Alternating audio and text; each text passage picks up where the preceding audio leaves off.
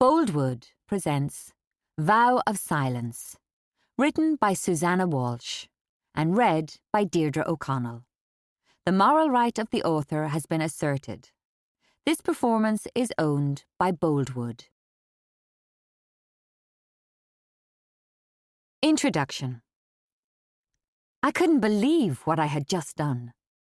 My sister Callie was laughing her head off, but in the back of my mind, I knew what I'd just done really wasn't that funny. I'd just spit on a grave. But it wasn't just any old grave. It was a mass grave of nuns. I was disgusted. Not with myself, but with the grave. Right there in front of me.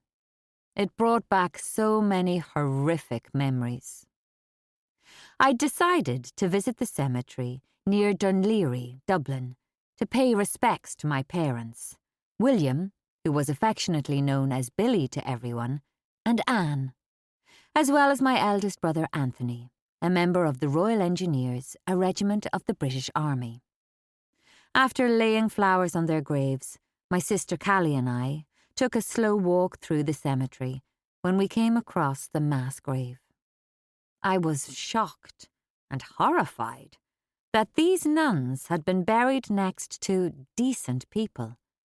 I felt it completely defiled the cemetery. Spitting on the grave had been an automatic reaction. My body just reacted to seeing a list of names that I thought were buried in my past. I had tried not to think of them, Sister Concepta, Sister Josephine, among others, and the horror they had inflicted on me and my sisters. For my 3 sisters and I had been abused by these same nuns more than 50 years ago, when, by a sad series of events, we were left in their care while our mother had to travel to London looking for work. We lived for 4 years in the orphanages of Dublin. No one knew of the horrors that happened behind the orphanage doors. I guess back then, no one would have believed us anyway. Nuns? Being abusive? How could they? They were servants of God. They were revered and feared in equal measure by the community. But behind the doors of the church, they were simply just feared by the children they ruled over. Beatings were a daily occurrence. Even the babies didn't escape the cane, or a lashing from the rosary beads, for doing something as simple as crying or wetting their nappies. We were starved and given scraps, while they feasted on hot meals, and then made to work from early morning until midnight. The nuns might have preached to us about going to hell if we didn't behave, but we were in our own hell every single day, with no one to tell or turn to. We only had each other, and I think without my sisters, I would never have survived. We never told anyone what happened, certainly not our mother, after we were constantly threatened by the nuns. It was a secret we kept as children and had kept with us for more than 50 years, until the Ryan Commission was introduced by the Irish government in 1999. It took them 10 years to investigate what happened, and many former victims came forward to give testimony about the abuse and neglect they suffered in 60 different residential, reformatory and industrial schools, operated by the Catholic Church in Ireland. I had put my name down to testify, but was never called in the end. They had so many thousands of people willing to come forward and speak about what happened that they didn't need my testimony. At the end of the 10 years, in May 2009, the Commission published its report in 5 volumes, with an executive summary containing 43 conclusions and 20 recommendations. They said, overall, physical and emotional abuse and neglect were features of the institutions. Sexual abuse occurred in many of them, particularly boys' institutions. Schools were run in a severe, regimented manner that imposed unreasonable and oppressive discipline on children and even on staff. Physical abuse. The reformatory and industrial schools depended on rigid control by means of severe corporal punishment and the fear of such punishment. A climate of fear created by pervasive, excessive, and arbitrary punishment permeated most of the institutions, and all those run for boys. Children lived with the daily terror of not knowing where the next beating was coming from. Neglect. Poor standards of physical care were reported by most male and female complainants. Children were frequently hungry, and food was inadequate, inedible, and badly prepared in many schools. Accommodation was cold, sparse, and bleak. Sanitary provision was primitive in most boys' schools, and general hygiene facilities were poor. Emotional abuse. Witnesses spoke of being belittled and ridiculed on a daily basis. Private matters such as bodily functions and personal hygiene were used as opportunities for degradation and humiliation. Personal and family denigration was widespread. There was constant criticism and verbal abuse, and children were told they were worthless. Reading the report at the time was like reliving it all over again. All the memories came rushing back. But even then, I was still reluctant to tell anyone what had happened. I was still ashamed of what I'd been through, what my sisters had been through. It's not something you can just chat to someone about over a dinner party. But finally, after seeing the nun's grave, something in me snapped. I wanted the world to know what had happened. I wanted to shout from the rooftops what these awful women had done. They had been given these children to look after and care for, but they had abused that right and privilege. But more than that, they had abused their position with God, and I so badly wanted them to pay for it, the way I've paid over the years.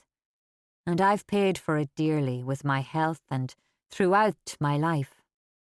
I have Crohn's disease and have suffered 5 heart attacks over the years.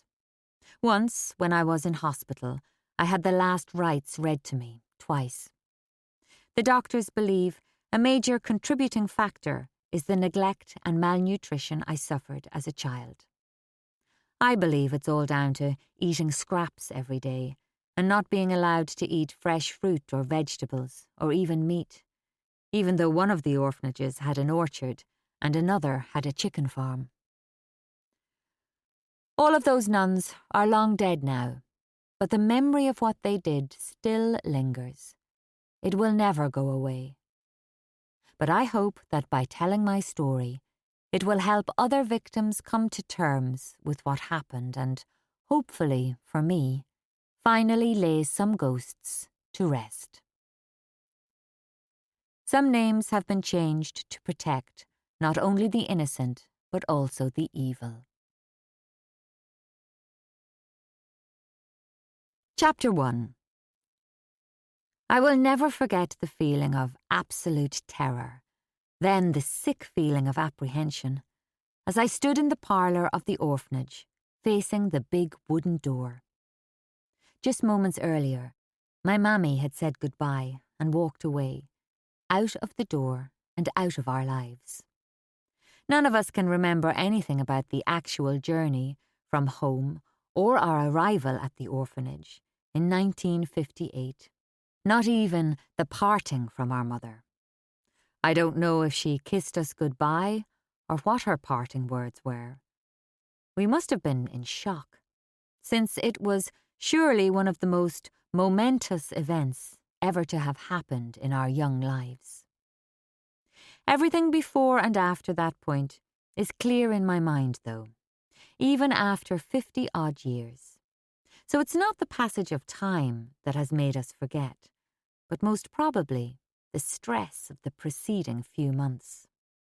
The ordeal of leaving our family and home was more than I and my 2 young sisters could cope with. Imelda can't even remember being in that institution at all. She has completely suppressed the traumatic memories.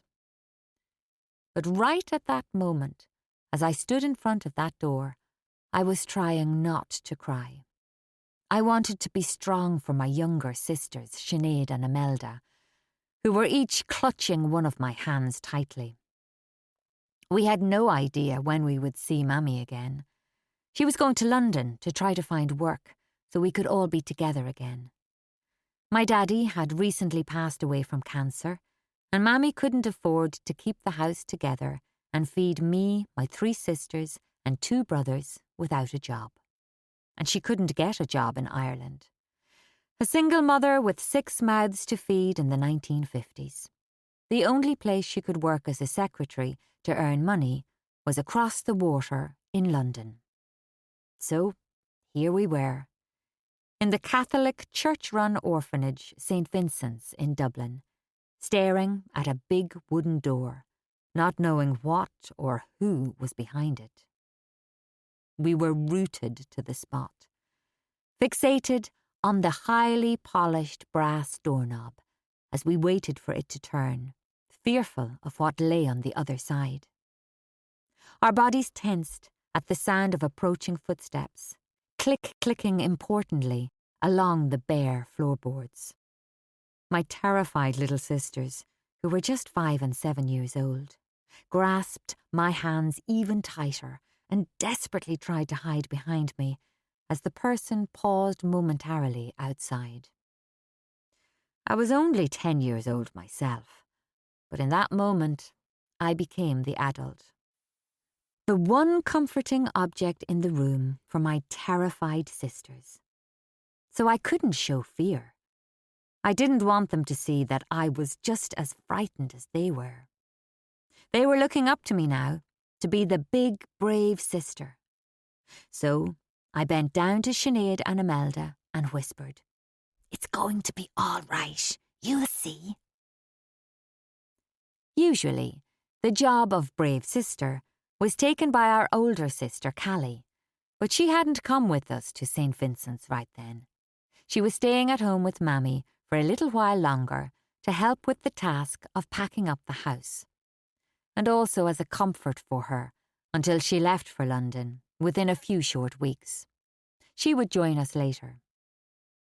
So we 3 felt so alone, totally bewildered and lost. We stood transfixed for a moment, almost without breathing. Even though we had been expecting it, we were startled when the door was thrust open and an intimidating-looking nun appeared. Completely filling the doorway, the enormous white starched headdress and long black robes accentuating her height. She looked like a giant, monstrous penguin and seemed just as terrifying. Sinead blurted out, "Who is that? I'm scared," while Imelda simply made a whimpering noise. I was so transfixed by the sight in front of me, I couldn't get any words out. I don't know what kind of welcome we had been expecting, but we weren't too surprised when she just gave us a cursory glance and then, without even a smile or any welcoming words, raised her hand and imperiously beckoned us. "Come with me." Turning, with a swish of her robes and clank of the rosary beads hanging from her waist, she strode through the doorway. I had to pull on Sinead and Imelda's hands as they were rooted to the spot. Again, I bent down to whisper, as I didn't want the nun to hear me. "It's going to be okay. Don't be afraid. She's just a big, silly penguin," I told the little ones. They both giggled, before clapping their hands over their mouths, afraid they'd made too much noise. Of course, their giggles were an immediate threat. The nun spun round glaring at us. There were no kind words, no sympathetic caresses or even affectionate looks. We'd just been separated from our Mammy for the first time in our lives. But it was all business as usual for the nuns. If she had any emotions, they were being well hidden under her veil. But even though those first few moments alone were scary and desolate, we had no idea of what lay in store for us over the next 4 years. Entering an alien world, expecting to be cared for, instead we were to be abused and exploited by the representatives of the Catholic Church. Their doctrine of love for their fellow men didn't extend to the pitiful little souls in their care, as we were very soon to discover. Our crime, and that of most of the other children in the institution, was that we were fatherless and vulnerable. In other words, perfect victims. The orphanage and Catholic Church dominated and dictated the lives of the mainly poor, working-class people of the district. It wasn't long after the end of the Second World War, when jobs were very scarce everywhere in Europe, especially so because of the millions of soldiers that had returned from the war seeking work. Competition for jobs was extremely fierce. The majority of families in the locality were Catholic and extremely large, as women were expected to continue giving birth as long as they were able, no matter whether they were capable of doing so, either physically or financially. Because of this, the orphanages in the 1950s and 1960s were filled with local children, just like us. It wasn't unusual for the children to still have a parent alive, trying to earn some money and savings so they could unite the family back together again. It was a sad but not uncommon state of affairs.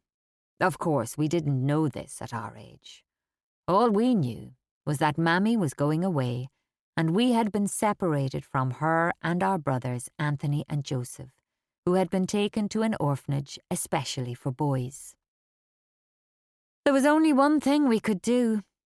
Still holding hands, we reluctantly followed the nuns' black robes across the threshold to begin our new life as orphans.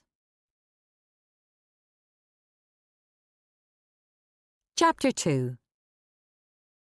We weren't complete novices in the art of institutional living, however.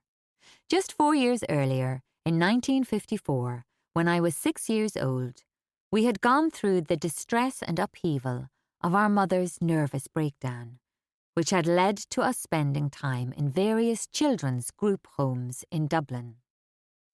During the months that Mammy was hospitalised in the sanatorium, Daddy must have had his work cut out trying to juggle everything. As well as working full-time at the Guinness Brewery in St. James's Gate, alongside the River Liffey in the centre of Dublin, he made frequent trips to the hospital to visit Mammy, and to both children's homes in different parts of Dublin to see all 6 of us children. My eldest sister Callie and I, along with our 2 brothers Anthony and Joseph, spent a few months in a group home called Linden, which catered for both boys and girls. The 2 youngest girls, Sinead and Imelda, who were just babies then, had been placed in another home for toddlers and young babies located in a different part of Dublin. This home was called Tiernanog, Gaelic for Land of the Ever Young, after the mythical land of the Irish fairies. In Irish mythology, time stood still in Tiernanog. One never grew old. The climate was always temperate, and there was no sorrow or pain. It was an enchanted place, full of love, where the inhabitants sang, danced, and feasted all day. Linden, on the other hand, was anything but an enchanted place. The building was entirely functional and included a refectory for the children's meals, dormitories, classrooms, offices, and a hospital ward. Wintry grey skies and the stark leafless trees in the grounds didn't help to improve its appearance. Bone-chilling winds whistled through our clothing as we played in the gardens under rain-laden skies, penned in by high red brick walls and huge wrought iron gates. Although the bitter cold made our ears sting, teeth chatter and fingertips numb, we were glad to be able to escape from the staff and the strict routine for even a short while. Being only 6 years old at the time, I don't remember much about my time at Linden. I don't recall the names of the staff or the other children, but I can recall many of the incidents that happened during our short stay there. There was one person I remember, but only because of what happened afterwards. Mrs. O'Reilly was her name. She later became a victim of Nurse Mammy Cadden, an infamous backstreet abortionist operating in Dublin at that time. Mrs. O'Reilly was left dying at the side of the road when her abortion went wrong. She had been living in Linden with her children while her husband was working abroad and became pregnant by another man. The trial of Nurse Cadden made headline news. She was sentenced to death, which was commuted to life imprisonment, and she later died in an insane asylum. The horrible institutional food was utterly unforgettable. Once, I was made to sit alone at the dining table all afternoon in front of a dish of cold, slimy, lumpy tapioca that we had christened Frog's Eyes. I'd made fun of the Frog's Eyes in front of all the other girls. The dishes had been put down in front of us, and straight away I used my spoon to scoop out a big serving of this lumpy, slimy slop, and turned to Callie, thrust the spoon at her, and imitated a frog. "Rabbit! Rabbit!" I mimicked from the back of my throat, as Callie burst out laughing, along with the rest of the girls at the table. Of course, no one in charge found it funny, especially when they ordered me to eat my Frog's Eyes, and I refused. There was no way that sludge was going in my stomach. The staff didn't know just how stubborn I could be when they forbade me to leave the table until I had finished every single bite. I sat there, with my lips clamped firmly shut, despite threats of dire punishment. They would have had to break my teeth to force any of that glutinous mess past my lips. After a couple of hours, I won the battle of wills.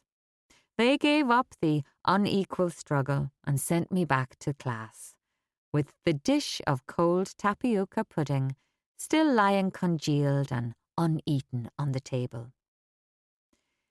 It might have been a small, insignificant defeat for the staff, but for a 6-year-old, it was a momentous occasion, a victory. It's something that I even remember to this day with great satisfaction. On one of his visits, Daddy brought us some sweet, juicy oranges. Callie and I were in awe, turning them over and over in our hands. But the minute Daddy left, someone appeared, snatched them from us, and said, "Give them here. No snacks allowed, but I'll make sure you get them with your lunch. We'll share them out." We didn't mind sharing with the other girls, but once the oranges were out of our sight, of course we never saw them again. Strange as it may seem now, oranges were an exotic fruit in Europe in 1954, as they, along with bananas, had been in very short supply during the grey, austere years of the Second World War. During those 6 years of war in Europe, German U-boat submarines sank hundreds of ships carrying essential supplies, which led to severe shortages in the war-torn countries of Europe and the rationing of almost everything. It wasn't until the mid-1950s that rationing came to an end, and even basic goods were freely available again in the stores. So even though oranges and other fruits were on shelves, they were still seen as a treat in our house, and we were heartbroken when those oranges disappeared. I've had a myriad of health issues over the years, all tied in with the malnutrition and the time I spent in the orphanages. And even during the short time we were in the children's homes, I regularly fell ill, developing big red styes on my swollen eyelids was a particularly painful memory for me. These styes were treated with eye drops by members of the staff, some of whom were rougher than the others in their application. One held my head in such a vice-like grip that I'm surprised she didn't pull my head off. I can still feel it now. Then, as if things weren't bad enough, I also developed a fungus called ringworm on the top of my head. They had to cut away the hair around it, leaving a bald patch so the air could get to my scalp. Then, to top it all, I got extremely painful, pus-filled boils called whitlows around my fingernails. What a pitiful sight I must have looked, with my half-closed eyes, scabby head, and throbbing fingers. This was the main reason why I was sent to the hospital ward to attend lessons with the sick and disabled children who lived in the home. It was a strange sight to see the other pupils laid out in rows of beds, with the teacher standing in front of a blackboard at the top of the ward. As I was the only able-bodied child there, although I was not actually disabled, in another sense, with all my ailments, maybe I wasn't what you would call completely able-bodied. I sat on a chair in the middle aisle, between the beds facing the teacher. Perhaps I was in quarantine, who knows? The only question being, where did I acquire all the infections from in the first place? Nobody in authority could or would answer that question. It's hard to describe the mixed emotions we felt when Mammy came to visit us in Linden, shortly before her formal release from the sanatorium. Although it had only been about 6 months or so since we had seen her, I felt a bit shy in her company. She seemed remote somehow, a bit like a stranger, really. This was possibly because she was wearing sunglasses and smoking a cigarette in a long holder. I had always thought she was beautiful, but now she looked extremely glamorous too, with her white trench coat and jet black hair, just like a movie star or even a spy, and so stunning. Mammy didn't inhale the smoke, though. She just puffed at the cigarette and blew out clouds of smoke, a bit like Marlene Dietrich in the movies.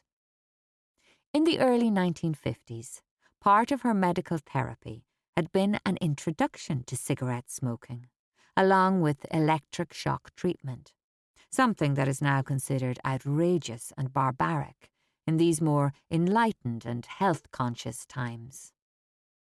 Once she took off her sunglasses and hugged and kissed us, the strangeness disappeared, and she became our Mammy again.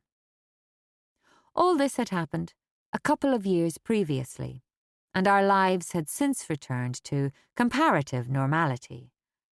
Normal was something we had taken for granted once, and probably would again in the future, when the insecurity of our experience, if not exactly forgotten, had become more of a distant memory. I sometimes think our time in that place might also have implanted a small seed of cynicism in my soul. Up until then, it had never occurred to me that there might be some adults who didn't like children and could be vicious and nasty for no apparent reason. It was also the first time we had been so dominated by figures of authority in such a closed community. Now, though, we were home again, and all was right in our little world. But sadly, not for long. Chapter 3. Our home was in the leafy Dublin suburb of Clontarf, just a few minutes' walk from the seafront at the Bull Wall, an island at Dollymount. The beach was nearly 2 miles long, with beautiful white sands and hilly grass-spiked dunes. In the summer, it was a haven for the poor people from the city slums. Families spent long summer days on the beach, relaxing from the stresses and strains of their lives. The mothers boiled billy cans over open fires to make tea, and cooked the crabs the men caught in the rock pools alongside the sea wall, while the children played in the sea and built sandcastles on the beach.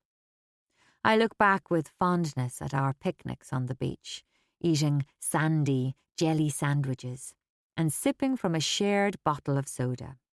Callie pretended to swim by moving through the foamy waves with her hands on the sea bottom.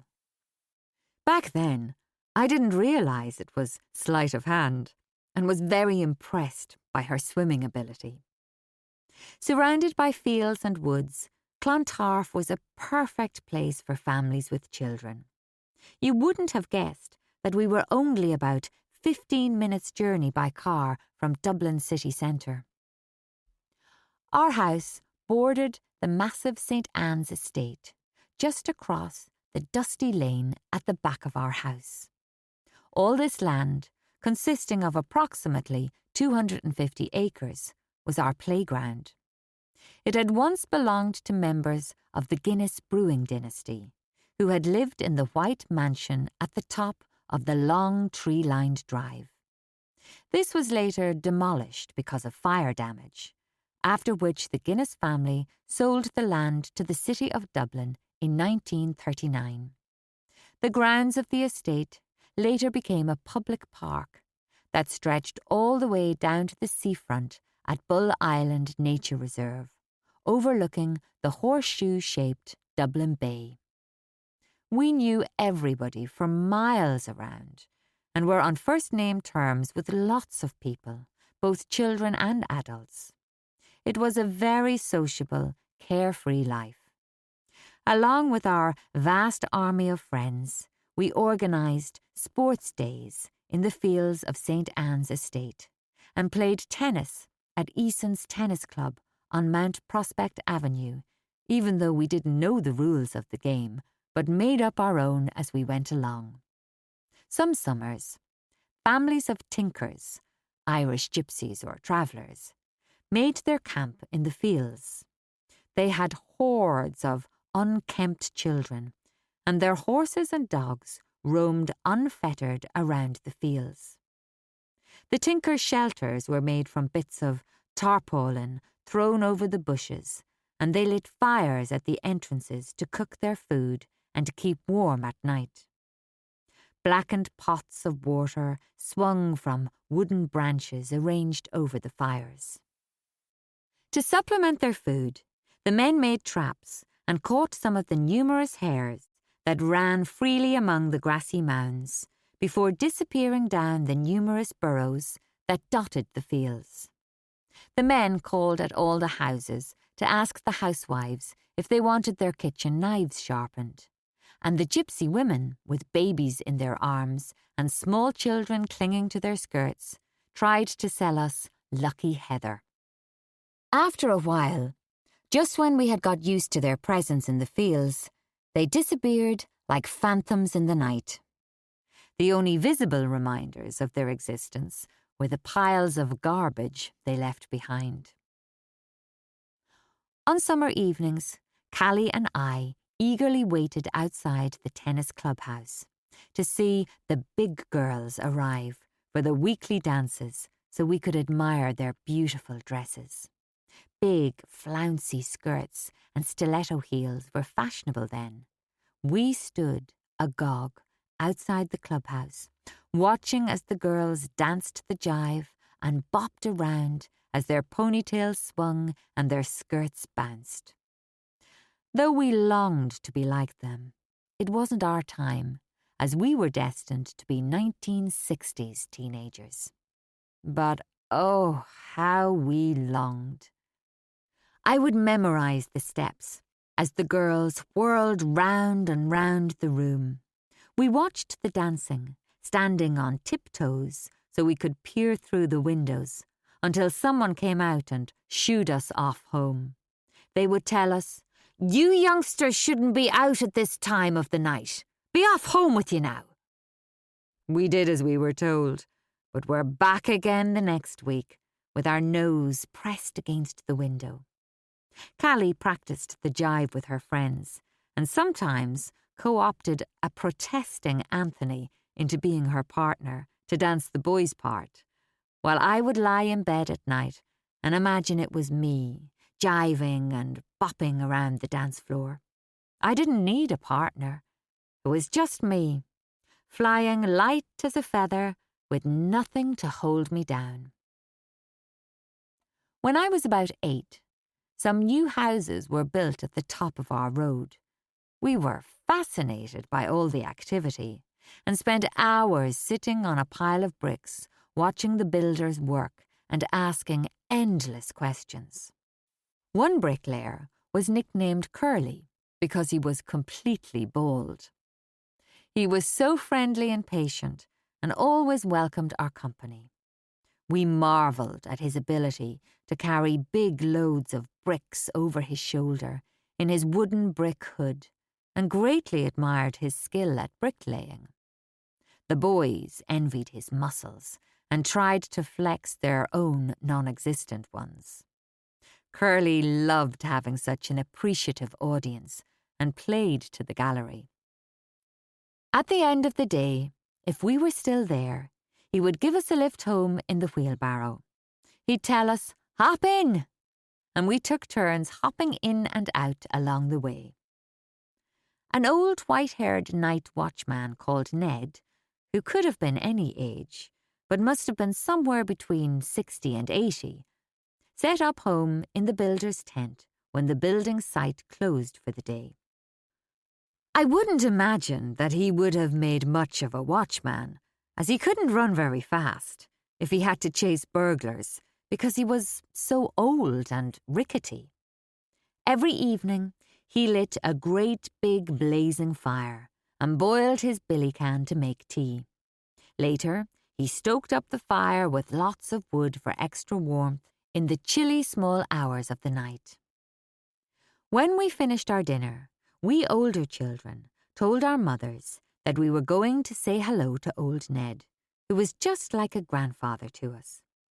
We joined him around his fire for a sing-song of Irish rebel songs and sang our little hearts out. Two of my favourites were The Wild Colonial Boy and Danny Boy. At 8 o'clock on the dot, our mothers would call us home and we obeyed, protesting that we were not tired enough for sleep during the light summer evenings. "But, Mammy, we're not at all tired," we would protest. "Don't but Mammy me. You're almost asleep on your feet. You're so tired you'd sleep on a harrow," Mammy would tell us. Of course she was right. We were usually asleep as soon as our heads touched the pillows. Charlie, the ice cream man, was one of the summer attractions we most looked forward to, and was one of the highlights of our day. Charlie was a well-known local character who peddled around the district selling ice cream and candy from a big container on the front of his bike. His peddling powered some kind of generator that kept the ice cream frozen. On hot days, we would see him coming up the road furiously pinging the bell on his bicycle, while his face turned bright red from the effort, and he sweated profusely from the combined effects of the heat and the cycling. At the sound of his bell pinging in the distance, as he made his way laboriously along the road, children would appear from all directions and dash into the houses. "Quick, quick, Mammy, Charlie's here. Please can we have some money?" we'd beg. Mammy would dole out a few pennies. We grabbed the money from her outstretched hand and ran out the door. "Make sure everyone gets a share," she shouted after us. We sprinted up the road after Charlie with our pennies clutched tightly in our hands. Sometimes we bought lucky bags, which he had made up himself. If we were lucky, they contained more than just a few candies. Some of them might contain a little toy as well, and that was how they got their name. The older boys would try to distract Charlie, while Paddy Fagan, whose family later won a fortune on the Irish Hospital's sweepstake, the forerunner of today's big state lotteries, and his friend, Spud Murphy, tried to steal a few candies. Charlie was always too quick for them, though. "I know what you're up to behind my back, sonny. Don't think you can get away with it," Charlie would say. They all laughed, because they knew it was just a game, and they would try again the next time. On the odd occasion, they were successful, but not very often, because Charlie was just too sharp for them. "I've got eyes in the back of me head, so I have, sonny. I know all your tricks, so don't think you can outfox me." Chapter 4.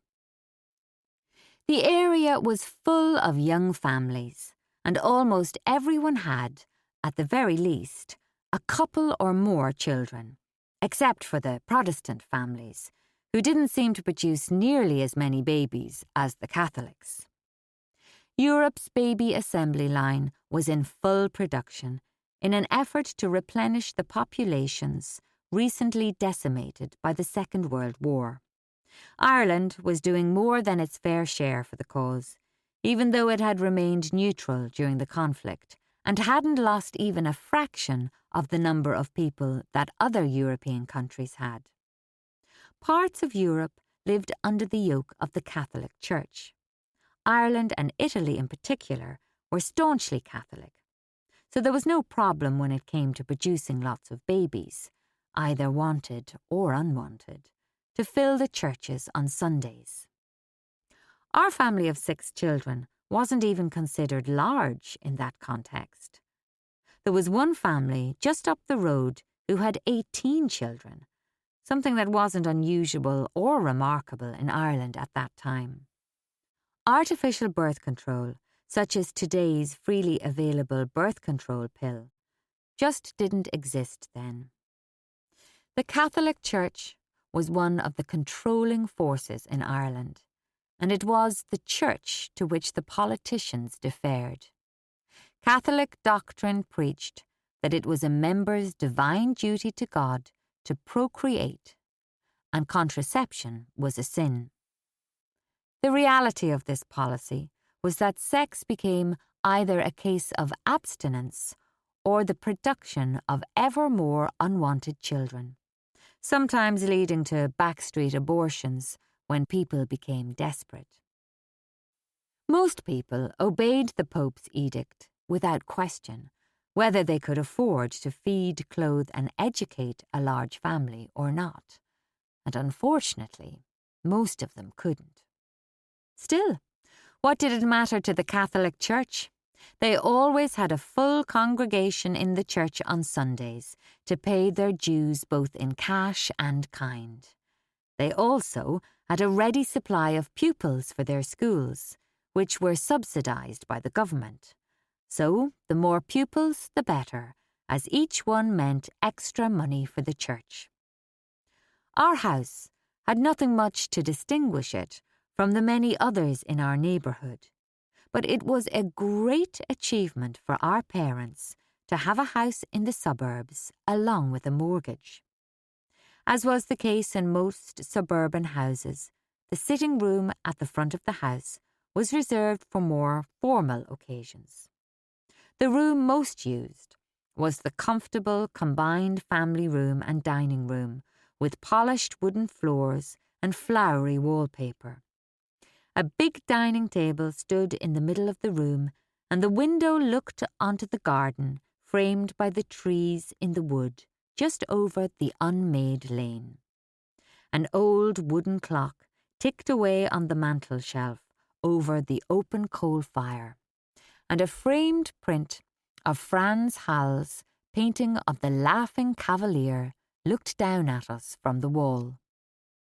There was a big sideboard along one wall that the boys used as a stagecoach when they played their games of cowboys and Indians, with Anthony sitting on top as the driver and Joseph, the cowboy, sitting in the bottom section, firing his guns at the chasing Indians. We girls were the Indians, of course. I wasn't interested in playing their game, and Mammy would try to persuade me. Go on, please do it for me, Susie, so I can get on with things.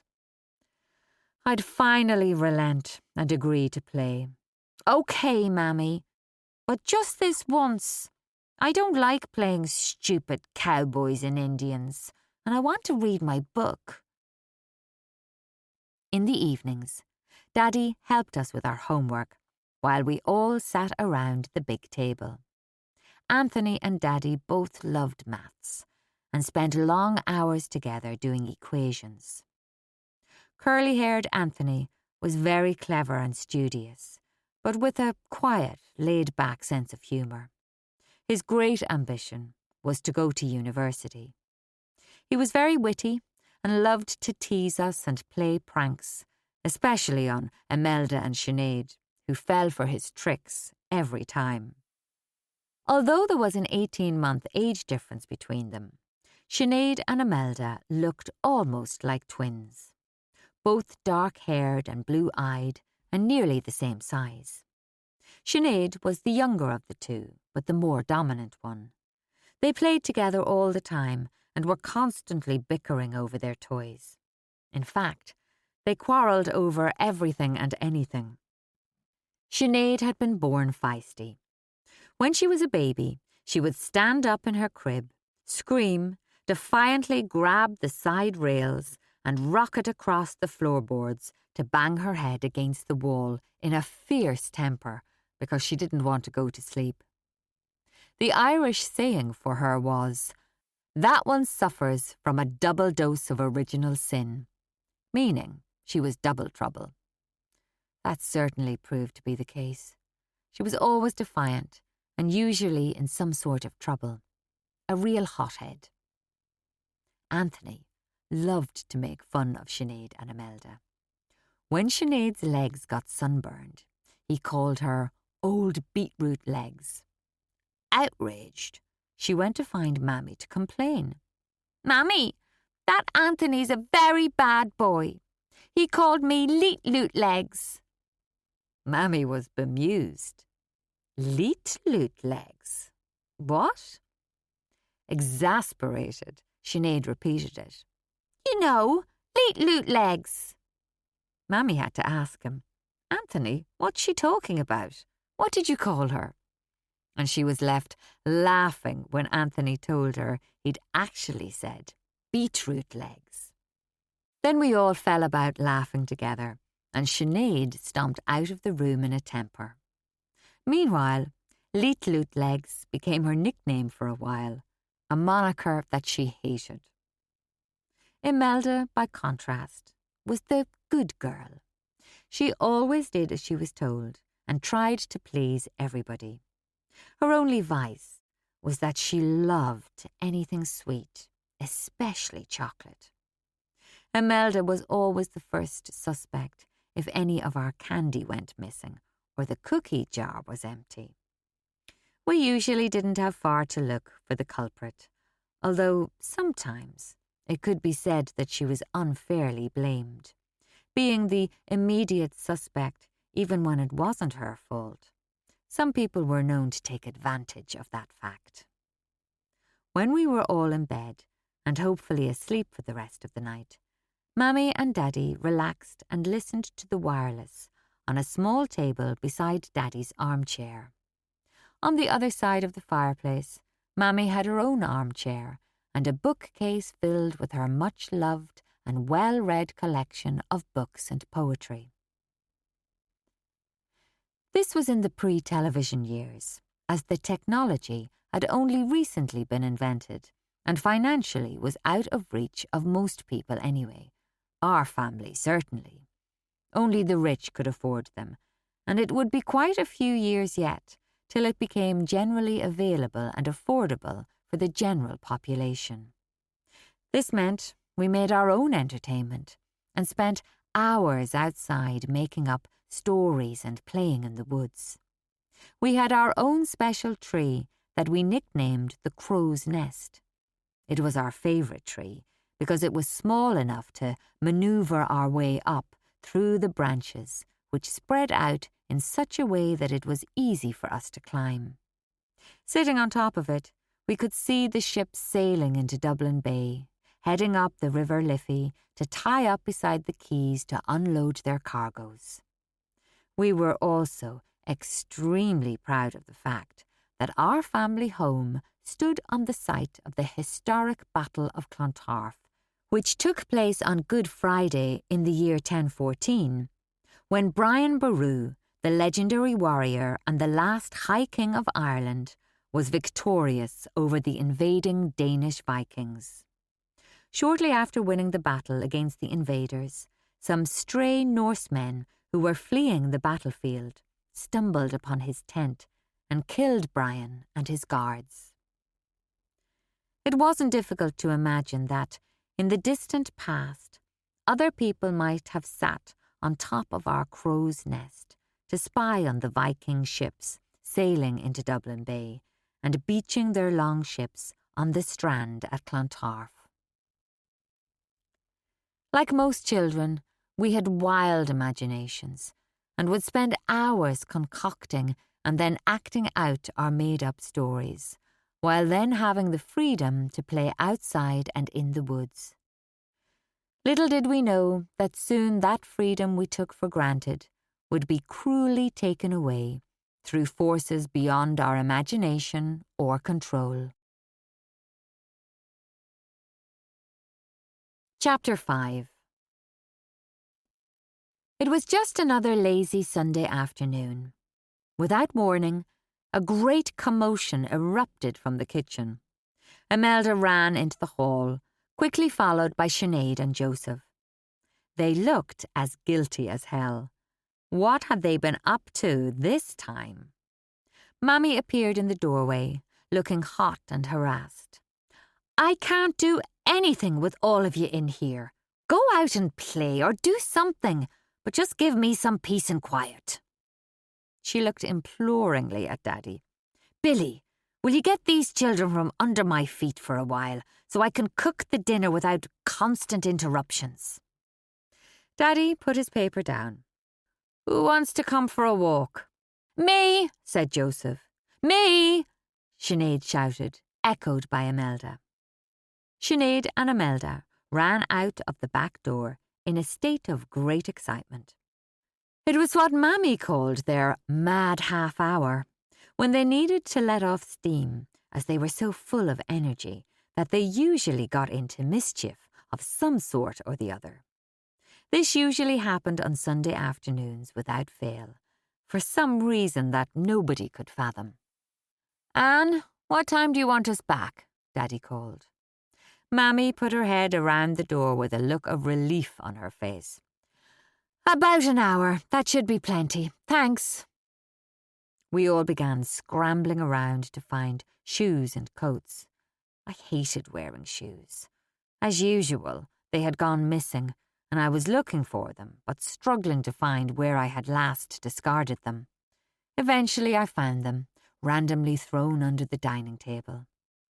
Daddy leaned down from his 6-foot height to help me tie my shoelaces. He and I looked most alike out of all the family.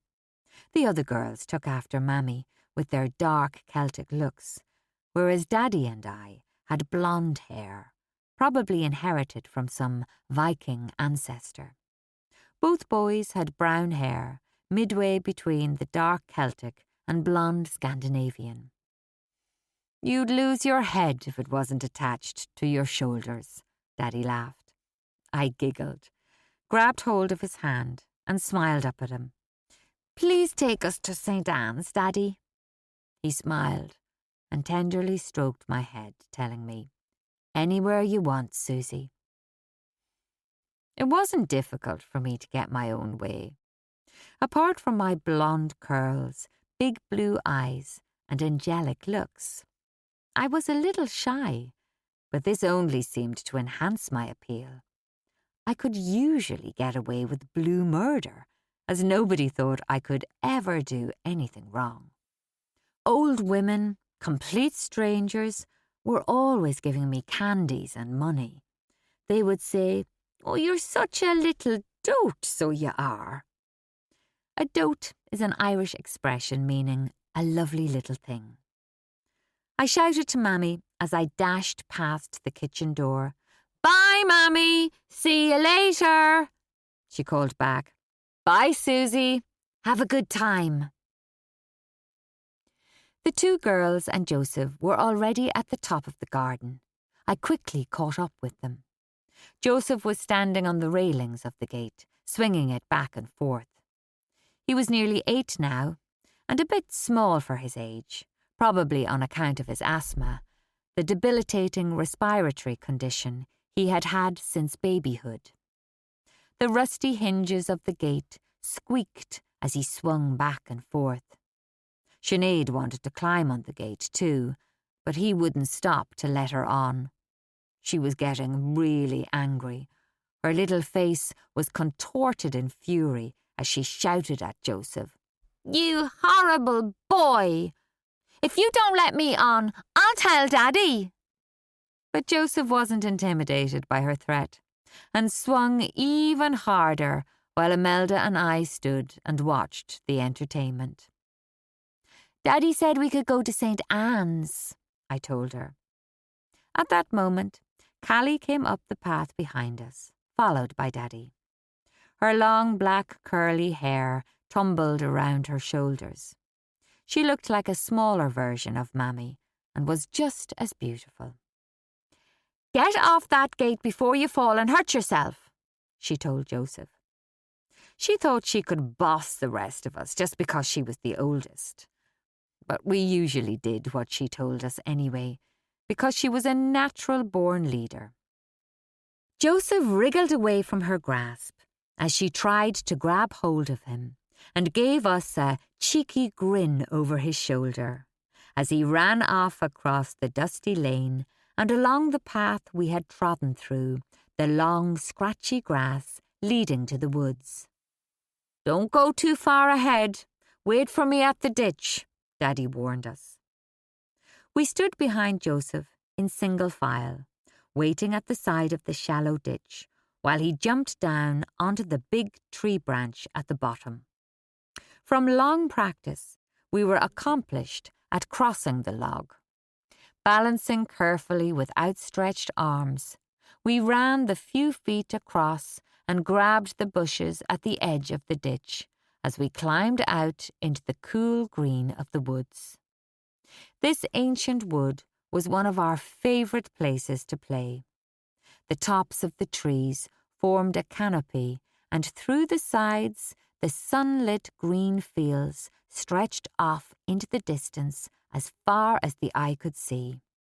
Standing amongst the trees was like being in a tunnel, and the only noise was the sound of the soft wind rustling the leaves, and occasionally the movement made by a small animal in the bushes.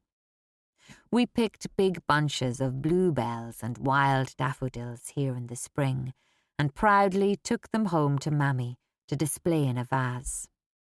In the fall, we collected the fallen nuts from beneath the big chestnut trees and threaded them with string to play a game of conkers. Almost every day during the summer holidays, we took jelly sandwiches and a bottle of water with us and spent most of the day playing in the woods and fields, climbing trees, running up and down the grassy hills.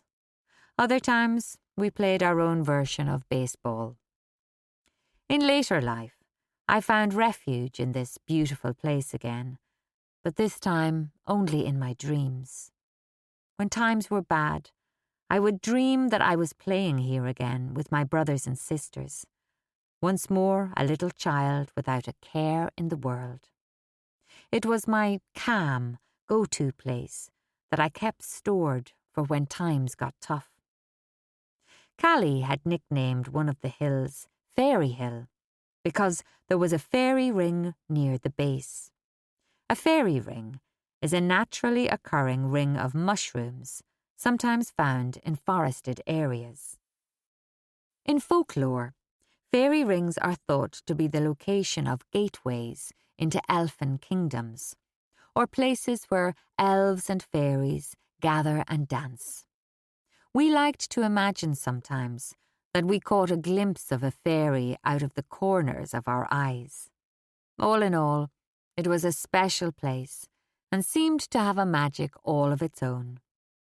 Another of our favourite activities was collecting birds' eggs from their nests and sucking out the contents through pinholes at either end of the egg, so as to preserve the shells without them turning bad.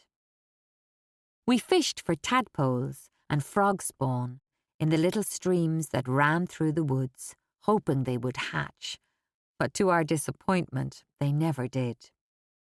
Sometimes we visited a farm a few miles away to watch the pigs in their sty and would poke them with sticks when the farmer wasn't around.